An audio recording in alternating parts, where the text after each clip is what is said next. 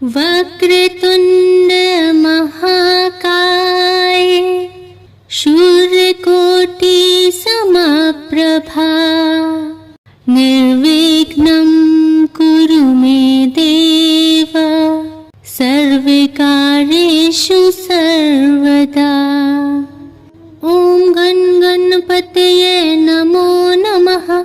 श्री सिद्धि विनायक नमो नमः। अष्टविनायक नमो नमः। गणपति बप्पा मोरया।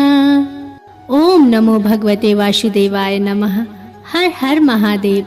राधे राधे। मेरी सभी माताओं बहनों और भाई बंधुओं को मेरा नमस्कार है।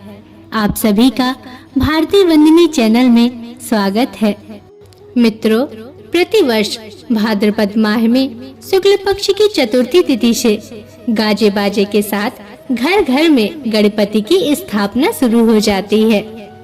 देश भर में गणेश चतुर्थी के दिन से 10 दिन तक चलने वाले गणेश उत्सव की शुरुआत हो गई है।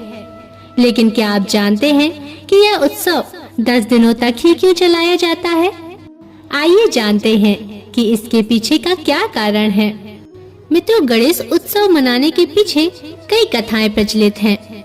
माना जाता है कि भाद्रपद माह में शुक्ल पक्ष की चतुर्थी तिथि को ही गणेश जी का जन्म हुआ था, इसलिए इस दिन को गणेश चतुर्थी के नाम से जाना जाता है।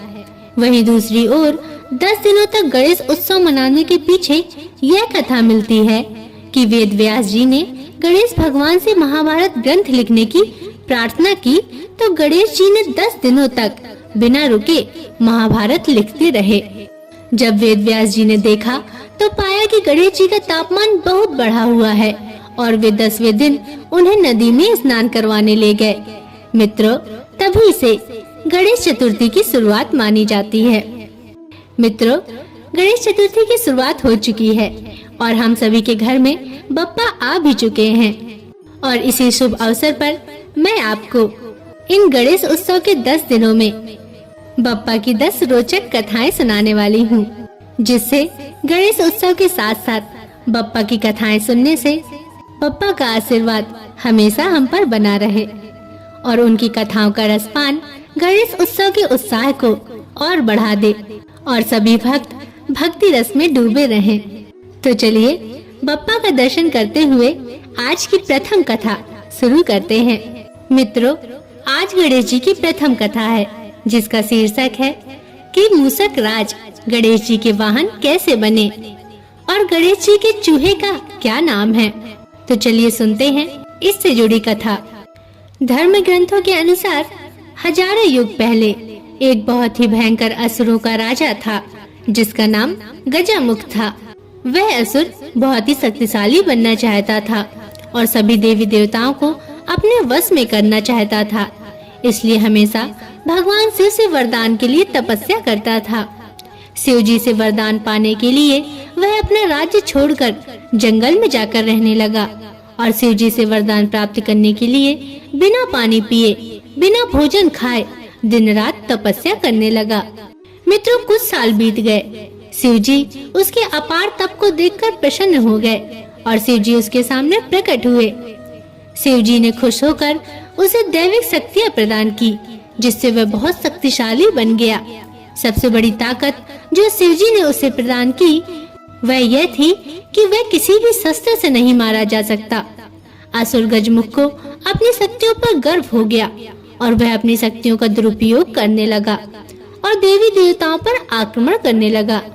मित्रों, सिर्फ भगवान शिव, विष्णु, ब्रह्मा और गणेश जी ही उसके आतंक से बचे हुए थे। गजमुख चाहता था कि हर कोई देवता उसकी पूजा करे। सभी देवता शिव, विष्णु और ब्रह्मा जी के शरण में पहुँचे और अपनी जीवन की रक्षा के लिए गुहार करने लगे। यह सब देखकर शिव जी ने गणेश को असुर गजमुख को यह सब करने से रोकने के लिए भेजा। गणेश जी ने गजमुख के साथ युद्ध किया और असुर गजमुख को बुरी तरह घायल कर दिया, लेकिन तब भी वह नहीं माना। उस राक्षस ने स्वयं को एक मूषक चूहा के रूप में बदल लिया और गणेश जी की ओर आक्रमण करने के लिए दौड़ा।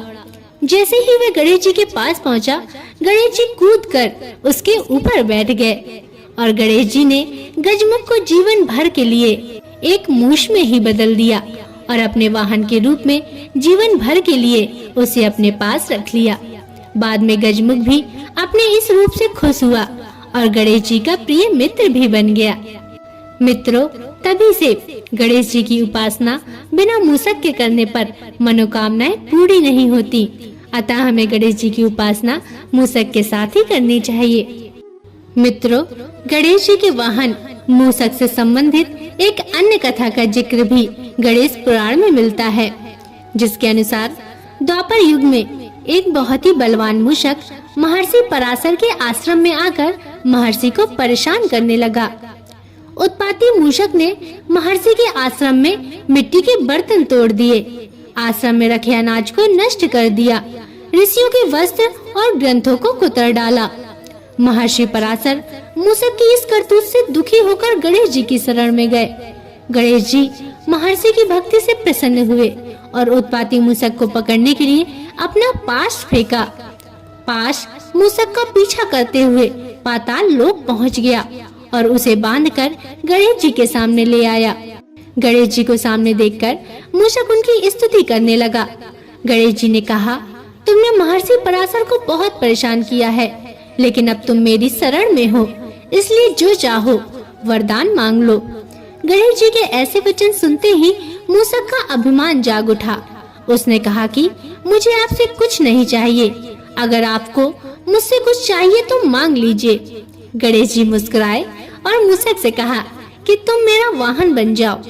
अपने अभिमान के कारण मूषक गणेश जी का वाहन बन गया, लेकिन जैसे ही गणेश जी मूषक पर चढ़े, गणेश जी के भार से वह दबने लगा। मूषक ने गणेश जी से कहा, प्रभु, मैं आपके वजन से दबा जा रहा हूँ। अपने वाहन की विनती सुनकर गणेश जी ने अपना भार कम कर लिया। इसके बाद से मूषक गणेश जी का वाहन बनकर उनकी सेवा में ही लगा हुआ है। मित्रों, यह थी गणेश उत्सव की प्रथम कथा। आशा करती हूँ कि आपको कथा पसंद आई होगी। अगर इसमें कोई त्रुटि हो तो मुझे क्षमा करिएगा। और आपसे निवेदन है कि यदि आप चैनल पर नए हैं या अभी तक आपने चैनल को सब्सक्राइब नहीं किया है तो कृपया करके चैनल को सब्सक्राइब अवश्य कर लीजिएगा और बगल में बनी हुई घंटी को जरूर दबा लीजिएगा, ताकि मैं आपके लिए ऐसी ही पवित्र कथा कहानियाँ लाती रहूं। और कमेंट में हमें जरूर बताइएगा कि आपको कहानी कैसी लगी और लिखना ना भूलिएगा। गणपति बप्पा मोरया, मंगल मूर्ति मोरया। अब अगले वीडियो तक के लिए नमस्कार।